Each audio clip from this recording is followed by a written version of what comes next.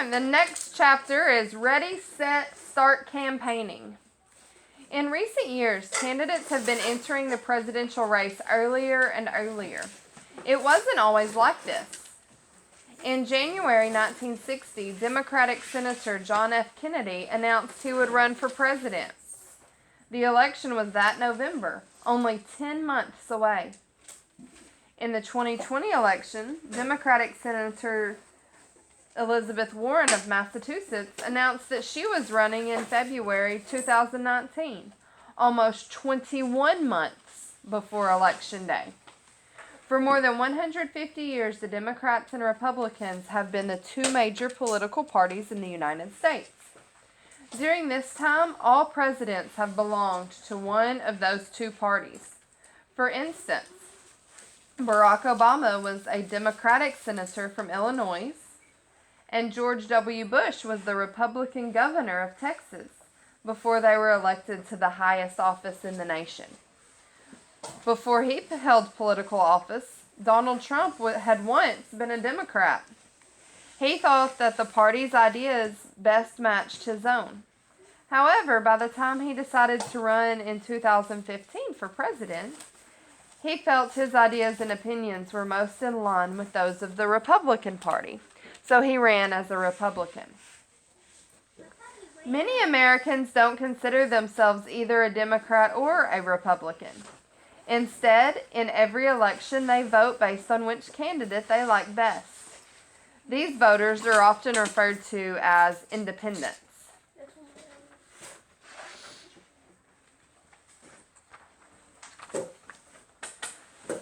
Right, so when candidates decide they're going to run, they have what's called a platform, or the ideas and things that their ideas and their opinions on important issues and topics. So these are some of the things that are really important that people look at and listen to the candidates talk about. So think about which ones of these things are most important to you. Better education, protecting the environment, free college tuition, good affordable medical care, lower taxes, cutting costs for government programs, and equal rights and protections for all Americans. Those are some of the important platforms that candidates will form their opinion on and let people know about, because, those things are really important to a lot of Americans. So they want to know that the person they elect or the person that they vote for has the same ideas that they do. I do think college should be free because it's really expensive. Yeah. Right, so the Republican Party, does anybody know what the Republican Party's logo is? What animal they use to represent? I didn't know they. I'm pretty sure it's the elephant. It is the elephant. The Republican Party is symbolized by an elephant because during Abraham Lincoln's 1860 campaign for president, a drawing of an elephant appeared in a newspaper article about him. Lincoln was a Republican, and the elephant was meant to convey strength. So it's kind of stuck, and that's the symbol that the Republican Party uses.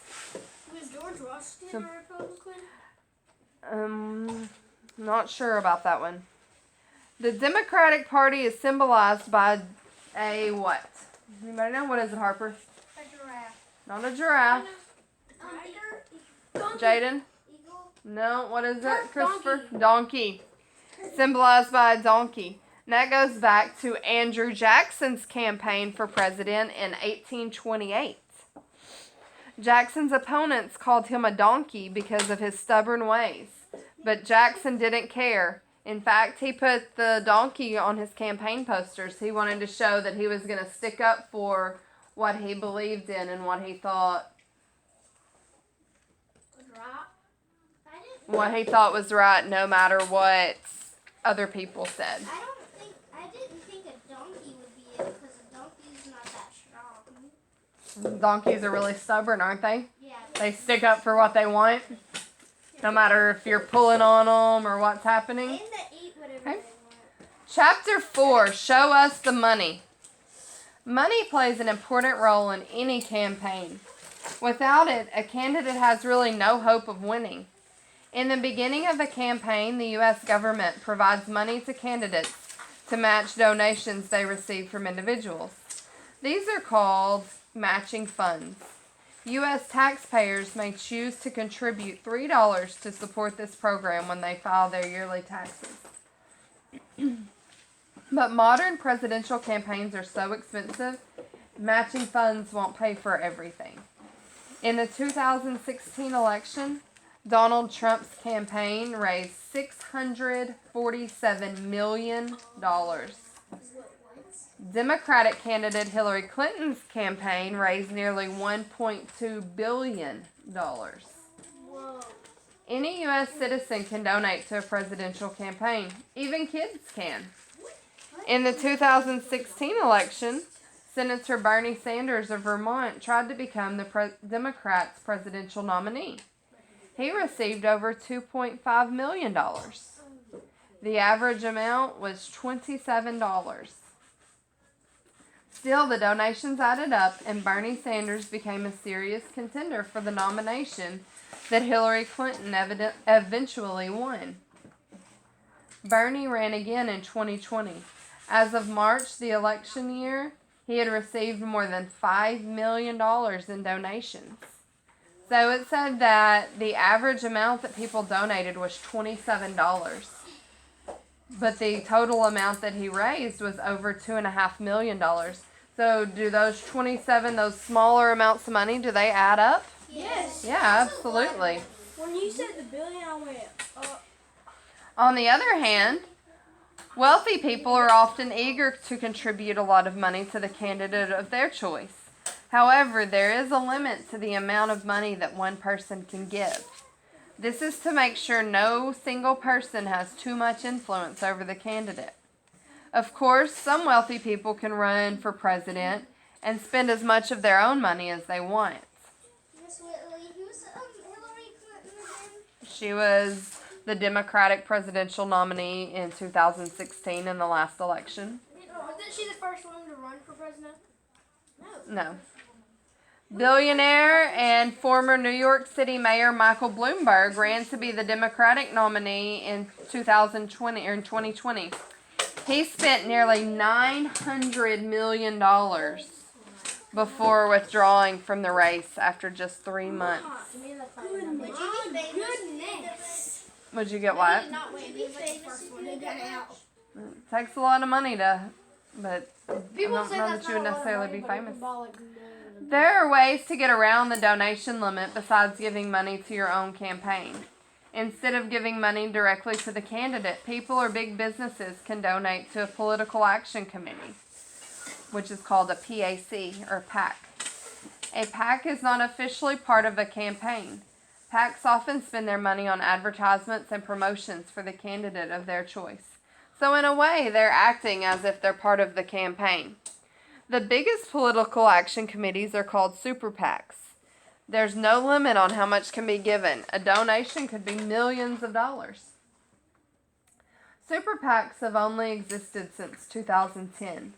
During the 2012 election, super PACs supporting Republican challenger Mitt Romney far outspent those in favor of the incumbent, President Obama. In 2016, super PACs supporting Hillary Clinton raised over $200 million, more than twice what super PACs that were supporting Donald Trump spent. So why is it so expensive to run a campaign? One of the reasons is all the people who need to be hired.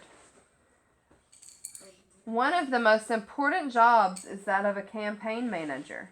This person oversees the many people who are part of the campaign. There are campaign offices to be set up in each state, money to raise, people to help get out the vote on election day. It's the campaign manager's job to keep all these things organized. Campaign managers also work with campaign strategists. They come up with a strategy or a game plan to win. For example, they figure out which states they'll spend the most time and the most money in. A campaign must also have a communications director. This person handles anything related to the media, which is the many ways that information about a candidate is spread. That includes ads on TV, the radio, the internet, social media sites like Facebook and Twitter. I don't even know it. Communication directors often help the candidate write speeches or statements that are given to the press and released to the public. Some of the most important people in a campaign are the volunteers. These people aren't paid. They devote their time and energy because they believe in the candidate and their ideas. They call and text voters asking for their support. They go door to door through neighborhoods to convince as many people as possible to vote for their candidate. They may ask for donations to the campaign or for people to get involved in other ways, like becoming volunteers themselves. They encourage people who aren't registered to vote to do so.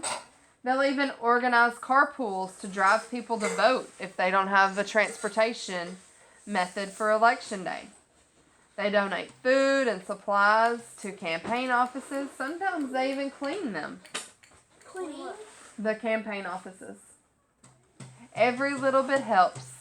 To keep things organized, a campaign will have a main volunteer coordinator to organize all these jobs.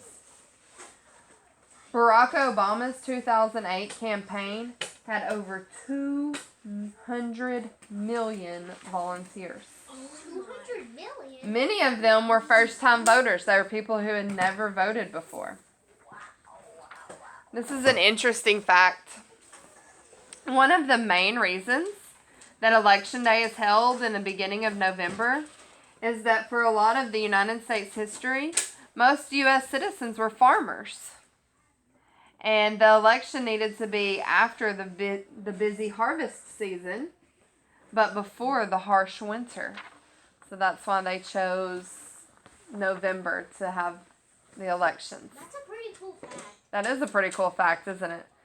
Okay, Jacob, please put that stuff up. Chapter 5, On the Campaign Trail. During the months before the general election in November, each political party holds state elections called primaries. In some states, they're called caucuses. For example, Democrats in Minnesota will pick which of the Democratic candidates they think is best. Unlike the general election, primaries and caucuses are not held on the same day. Each state picks its own day. Primary season begins in February of the election year and runs through June. One way that candidates introduce themselves and their ideas to the country is through televised debates with other candidates in the race. These debates start early so that voters can choose whom to back in their state's primary. During the debates, candidates come together to answer tough questions about how they would run the government. So that's how the primaries and caucuses are how it's determined who is on the ballot in the general election in November. So there's a lot of people who say, I want to be president. I want to be the nominee for president for the Republican Party or the Democratic Party. But everybody doesn't get to be on the ballot in November. So that's what the primaries are for. You vote in the springtime, sometime between February and June. Each state votes, and then each party takes those votes and determines who they're going to nominate for the presidential election. Who counts the votes? There's clerks that's their job. I bet they Hey, trillions. In the 2016 election, 17 men and women, including Donald Trump, were running for president on the Republican side. The Republican primary debates really helped Trump increase his following. Before them, few expected him to be the Republicans' choice for president. There will still be Republican primary elections in 2020, but there won't be any Republican debates. That's because President Trump is all but certain to be his party's nominee again. Democrats, however, debated other Democrats. Early in the 2020 election, the Democrats' debate stage was very full. There were so many candidates that wanted to be the Democratic presidential nominee that they all couldn't fit on one stage. So the first two debates were held over 2 nights with the group of candidates split evenly into groups of 10. A third debate, the largest in history, featured 12 candidates on stage. But by the fourth debate in January 2020, the number was down to 6. And then by the 11th debate in March, there were only 2 candidates remained. In 2020, the first battle for both parties was in the state of Iowa, the second in New Hampshire, the third in Nevada, the fourth in South Carolina. So candidates began campaigning in these states very early on. Do you think that they needed to focus their attention on the states that would be having their primaries or caucuses first? Yes. Yeah. The winner of each contest gets a head start in the race because they become better known to the people in other states before those states vote in their primaries. Until Barack Obama won in Iowa in 2008, many people didn't know who he was. Obama's victory moved him further into the national spotlight, and he eventually became the Democratic presidential nominee and won the general election. Didn't Barack Obama leave the White House in 2015 or something? He was the last president, yes. In 2016, I remember that. Donald Trump was elected for his first term. I remember watching that on the TV at older school. Yeah. How long Alright. has Donald Trump been president? This is 4 his years. 4th year. This is this year is the end of his first term. Oh, I saw. Alright, chapter 6, party time. Yeah, if he wins. After the states have held their individual primaries and caucuses, it usually becomes clear who will win the nomination and run in the general election. Still, the official announcement isn't made until a presidential convention is held, which is a week-long event that happens in July or August. Conventions are large events held in stadiums or arenas. However, with worries about the coronavirus pandemic, the 2020 conventions might look different from previous conventions. The 2020 Democratic National Convention was scheduled to be held in mid-August in Milwaukee, Wisconsin. The Republican National Convention was scheduled for the end of August in Charlotte, North Carolina. Aside from nominating a candidate, conventions are like big, entertaining pep rallies where the politicians give speeches and people will wave banners and applaud like crazy. Because it gets people excited about the election, about their candidate. Think about getting excited for your team to win a sporting event. It's kind of the same idea. Who gets to go to these conventions? Besides famous politicians, the most important people are each state's delegates.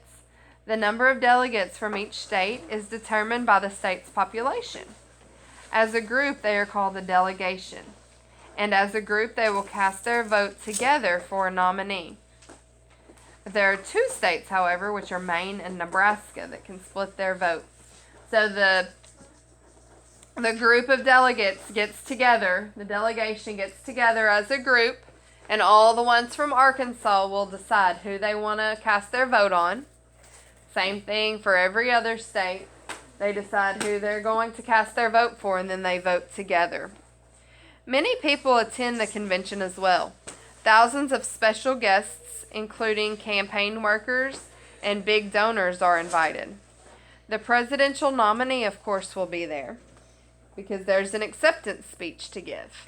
And the candidate for vice president will also attend. There are a number of reasons why a presidential candidate might select a particular running mate. A younger candidate may want an older vice president so that someone with more experience in government will be part of the ticket. Or an older candidate may choose a younger running mate who appeals to younger voters. The presidential nominee might also choose someone of a different gender or a racial background or from a different part of the country to connect with more people across the map. They can pick any person. Does the vice president live in the White House? Yes. Many presidents and vice presidents don't know each other very well before running together. The decision has more to do with a plan to win the election than with the chance of forming a lifelong friendship. They have to be a team to work together, and so they pick their vice presidential candidates very carefully because they want to appeal, or they want as many people to vote for them as possible. So it's a very strategic plan. It's not just your buddy that you choose to be the vice president. It's somebody that you think is going to help win you more votes. In 1984, Democrat Walter Monlade chose Congressman Geraldine Ferraro to be his running mate. For the first time in U.S. history, a woman was on the presidential ticket for a major party. They lost to incumbent President Ronald Reagan and his vice president, George H.W. Bush. All right, so here's some fun facts. The state that is the birthplace of the most U.S. presidents is the state of, does anybody have an idea? Arkansas. It's not Arkansas. It's up in, California. it's in the northeast part of the country. Up in the northeast part. What do you think, Dylan? Washington, D.C. No? Washington, D.C. Remember, that's not a state. What are you thinking? New York. No? Good. That is in the northeast. Good guess. Oh, wait. Christopher? Washington, D.C. No, that's what Dylan said. Olivia? Texas. No, it's in the northeast part of the country. The mountains. No, it's Virginia.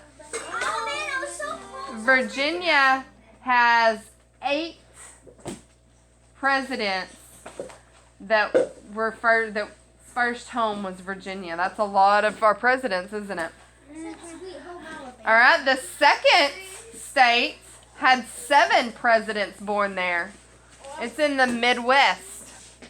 Anybody want to guess what it is? Texas. Nope. Alabama. What? Florida. Oh, it was worth the try. It was worth the Midwest. shot. Orange Beach. What is it? What? It's Ohio. Oh, I was thinking of it. Okay, there was only one president that was born in Hawaii. Do you know who the one president that was born in Hawaii was? The one. Obama, right? No? Obama. President Obama, Barack Obama.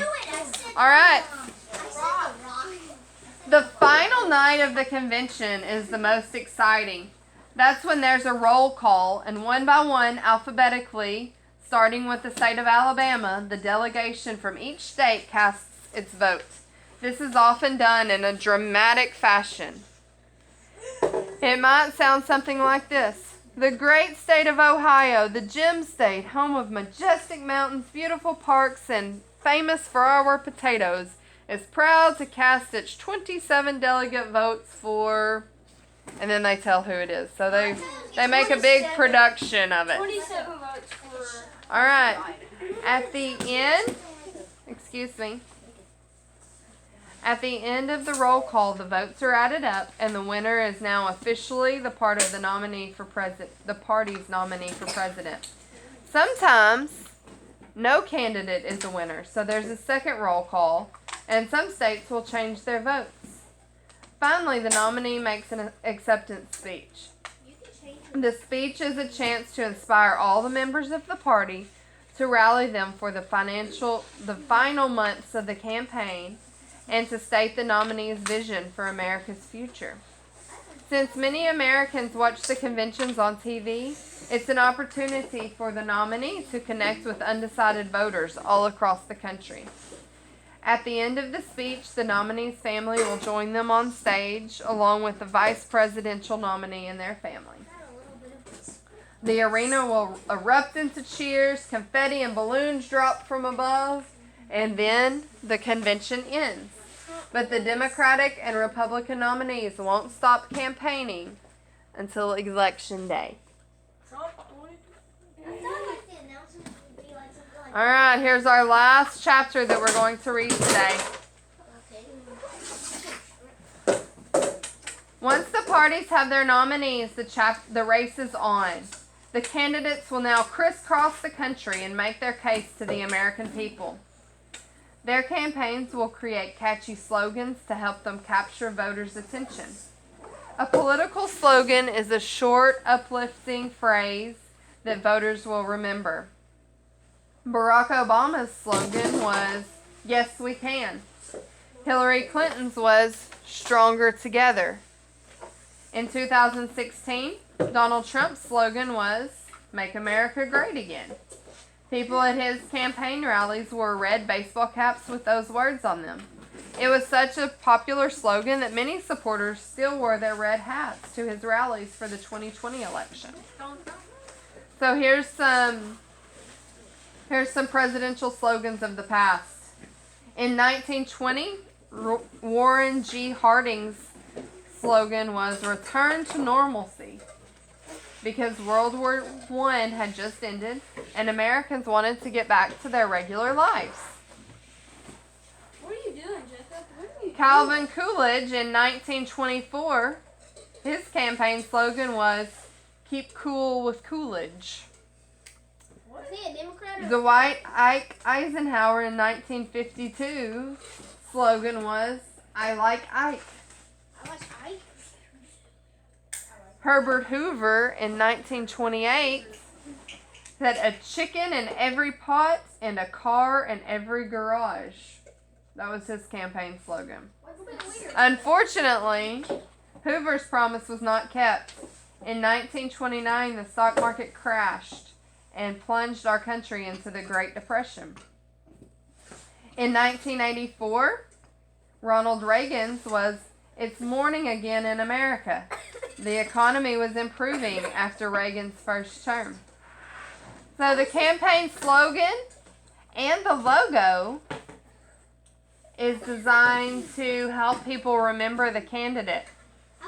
So the logo is often the candidate's name or initials written boldly, usually in patriotic colors like red, white, and blue, like the U.S. flag. Supporters post signs with logos and slogans on their front lawns. They wear t-shirts, pins, and hats with the logo. They put bumper stickers on their car. They'll put the logo on their social media accounts. It seems that logos are just about everywhere you look during a presidential race. I want you to think about, have you seen signs or logos out places? Yeah. Like signs of Trump. Another way to catch voters' attention is through endorsements. Candidates sometimes ask celebrities to endorse or support them. Fans of a famous football player might be swayed by what he has to say and vote accordingly. Well-known popular politicians will also endorse candidates. Many times, politicians who competed against the nominee during the primaries will now declare their support for them.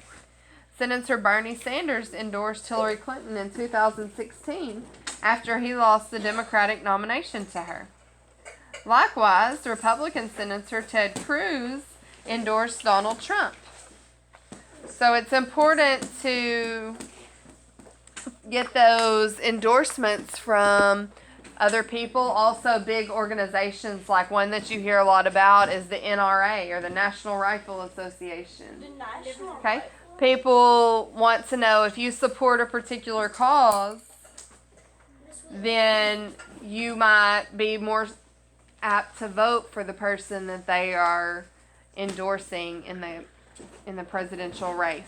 So it's important to the nominees, the people who are running, to get endorsements from celebrities, famous athletes, other politicians, big organizations, so that they can show support.